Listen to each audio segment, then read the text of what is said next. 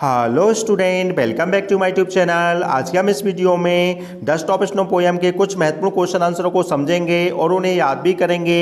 यदि आपको ये आंसर याद हो जाते हैं तो प्लीज़ चैनल को सब्सक्राइब कीजिएगा और वीडियो को लाइक भी कीजिएगा।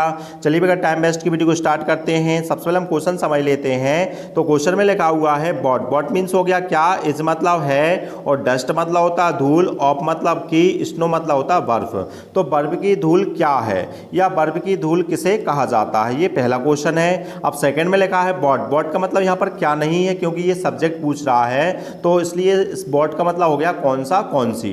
तो बॉट का मतलब यहाँ पर क्या है, कौन सी चीज ने, हैज हो गई हेल्पिंग बार, और चेंज मतलब बदल दिया, किस चीज ने बदल दिया, और किसका, तो लिखा है पोइट्स का मूड। तो पोइट का मूड किस चीज ने बदल दिया, ये सेकंड क्वेश्चन पूछ रहा है। अब थर्ड को देख लेते हैं। थर्ड में लिखा है हाउ। हाउ मीन्स तरीका पूछता है। हाउ मतलब किस तरीके का, जो पोइट का जो मूड है ना, चेंज मतलब बदल गया था, किस तरीके का उसका मूड बदल गया है। तीन क्वेश्चन पूछे गए हैं। चलिए तो तीनों के आंसरों को याद कर लेते हैं। तो क्या लिखा हुआ है, पहले में जो पूछा था डस्ट ऑफ स्नो के बारे में पूछा था, तो आंसर में लिखा हुआ है जो डस्ट ऑफ स्नो है ना, उसका मीन्स मतलब अर्थ है, क्या अर्थ है, द फाइन। फाइन का यहाँ पर अर्थ है बारीक है, और पार्टिकल मतलब होते हैं कण या टुकड़े को बोलते हैं। ऑफ मतलब के, स्नो मतलब होता है बर्फ। तो डस्ट ऑफ स्नो किसे कहा जाता है, फाइन पार्टिकल को कहा जाता है। फाइन मतलब बारीक और पार्टिकल मतलब कण, बारीक कण को कहा जाता है। और किसके, ऑफ स्नो मतलब बर्फ के छोटे छोटे या बारीक कणों को डस्ट ऑफ स्नो कहा जाता है। क्या लिखा है, जो डस्ट ऑफ स्नो है ना, उसका मीन्स है, अर्थ है, क्या अर्थ है, द फाइन पार्टिकल को कहते हैं। किसको कहते हैं, फाइन पार्टिकल्स को कहते हैं। किसके, ऑफ स्नो के, मतलब बर्फ के छोटे छोटे बारीक कणों को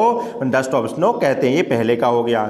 अब सेकंड में पूछा था, चीज का नाम पूछा था जिस चीज ने पोएट का मूड बदल दिया था। तो आंसर में लिखा हुआ है सडन मतलब होता है अचानक से ही क्या होने लगा, सोबर। सोबर मतलब होता है बौछार के गिरने को बोलते हैं, जो हल्का हल्का पानी गिरता है उसको बोलते हैं सोबर बोलते हैं।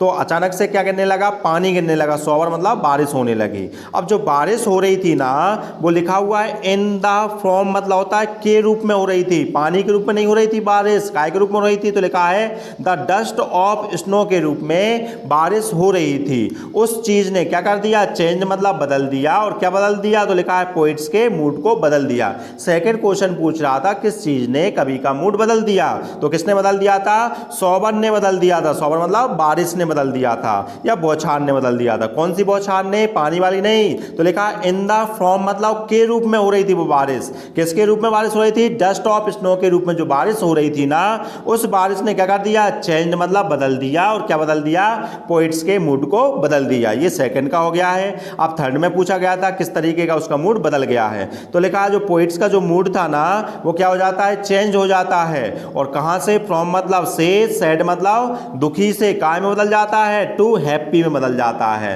तो पोइट का मूड जो था ना, वो पहले क्या था, सैड था, अब क्या हो गया है, हैप्पी हो गया है।